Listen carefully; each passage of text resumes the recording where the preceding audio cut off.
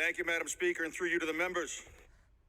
I am honored to serve as chair of the Judiciary during one of the most challenging times we have faced in recent history, when there's a spotlight on the importance of investing in our judicial systems and services. I start by thanking the gentleman from Quincy, the Speaker of the House, and the gentleman from Boston, the Chair of Ways and Means, for their work in crafting a budget that speaks to our most pressing judicial needs during this unprecedented time. Madam Speaker, each action we take in this chamber, each dollar we appropriate, each bill we file and ultimately shepherd through the legislative process certainly has impacts on real lives. For many of our actions, those impacts are felt not immediately, but over the course of years and in some cases generations. While we have all in this great and general court enjoyed the privilege of helping a constituent overcome a personal problem or cut loose the red tape that binds up our government, it may sometimes be challenging to personally identify the impacts of those policy decisions we make as a body, regardless of how just or innovative we may think they are. When it comes to judicial matters, however, our actions have immediate and tangible impacts. The judicial system, and more specifically our oversight over it, characterizes who we aspire to be and ultimately who we are as a people. Through it, we define our principles of self-governance, our civil rights, and the limits of our state. How do we preserve our individual freedoms while securing our collective safety? This is the question asked and answered every day in our neighborhoods, on our streets, and in our courts.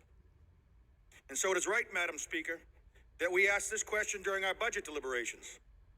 And it is one that I'm happy to say we answer thoughtfully, emphatically, and empathetically in Consolidated Amendment C.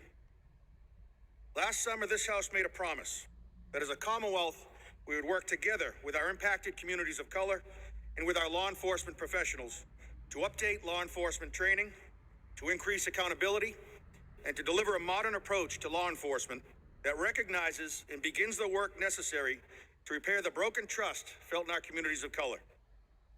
While others pontificated before allowing their own fears to freeze them into inaction and gridlock, we acted. Over the past few years, this legislature has embraced the fact that our entire criminal justice system needed broad, systemic changes, and we promised to take the steps necessary to effect those changes. As this consolidated amendment makes clear, the House is delivering on those promises. In a few moments, we'll be voting to fund significant and meaningful investments in our judicial and legal system.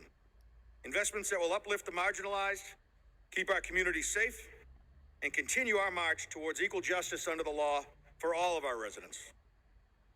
Recognizing the upheaval and uncertainty visited upon us by this pandemic, we are investing $35 million into the Massachusetts Legal Assistance Corporation, vital funding for those too often denied justice because of financial insecurity. We also recognize the efficiencies achieved by the Committee for Public Counsel Services during this pandemic and recognize the significant challenges that lay ahead by making modest rate increases for their services. We allocate more than $2 million to prisoners' legal services.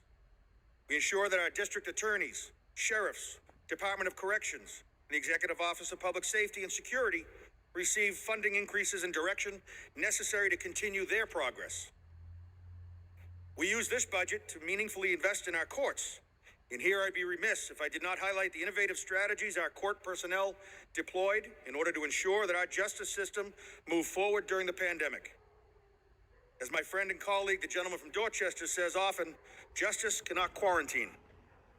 While I'm not here to claim that his saying is particularly eloquent, I believe I do understand his sentiment.